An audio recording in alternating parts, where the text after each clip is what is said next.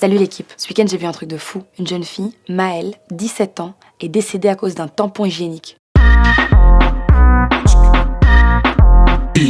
Donc cette jeune fille belge, elle est décédée des suites d'un choc toxique qui a été provoqué par un tampon hygiénique. Paix à son âme et courage à ses proches. Il y a une semaine, elle a commencé à se sentir un peu mal, donc le premier médecin appelé par la famille lui a diagnostiqué une gastro-entérite. Le lendemain, elle est embarquée à l'hôpital et le corps médical lui diagnostique toujours une gastro-entérite. Ensuite, elle a été prise en charge par un autre centre hospitalier qui lui fait le bon diagnostic. Mais il est trop tard pour intervenir.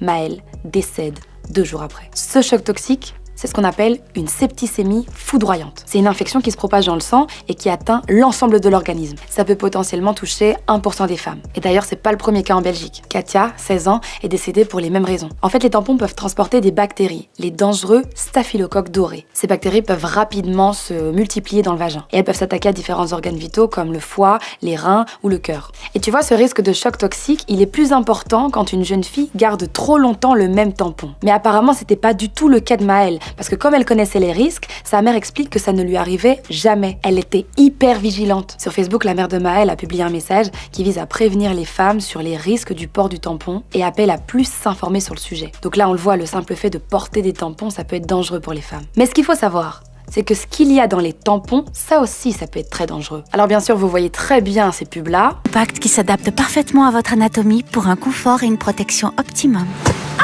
Et bien pour que ces serviettes et ces tampons soient hyper absorbants, on y met des trucs pas super catholiques. Et au passage, je dirais rien sur le fait que le sang est bleu. À mon avis, pour la pub, ils ont pris des avatars et des schtroumpfs. Dans les tampons, on trouve un mélange de coton, cultivé à l'aide de pesticides toxiques déjà, et de viscose. C'est une matière artificielle hyper absorbante qui est obtenue à partir de la pâte de cellulose des arbres. Qui dit de l'arbre dit la couleur marron. Donc pour la blanchir, ils utilisent du dioxyde de chlore. Et ça produit des perturbateurs endocriniens. En gros, ça fout la merde. Et tu peux même avoir des problèmes de reproduction. Et visiblement, il y a aussi beaucoup de produits chimiques dans les tampons. La réalisatrice Audrey Glohagen, qui s'y connaît hyper bien sur le sujet, a fait tester à des femmes les 6 marques les plus utilisées. Tellement de composants chimiques qu'elle ne sait même pas les lister. Elle sait pas faire d'inventaire. Et quand on pense que la paroi vaginale est hyper absorbante et que les substances chimiques entrent hyper facilement dans l'organisme, c'est vraiment pas rassurant. Alors déjà qu'on doit les payer alors que clairement, on n'a pas vraiment choisi d'avoir nos règles tous les mois, mais en plus on en met tout le temps. Une femme utilise 10 000 protège-slips, tampons et serviettes au cours d'une vie. Moi je crois que si on veut vraiment faire avancer les choses à ce niveau-là,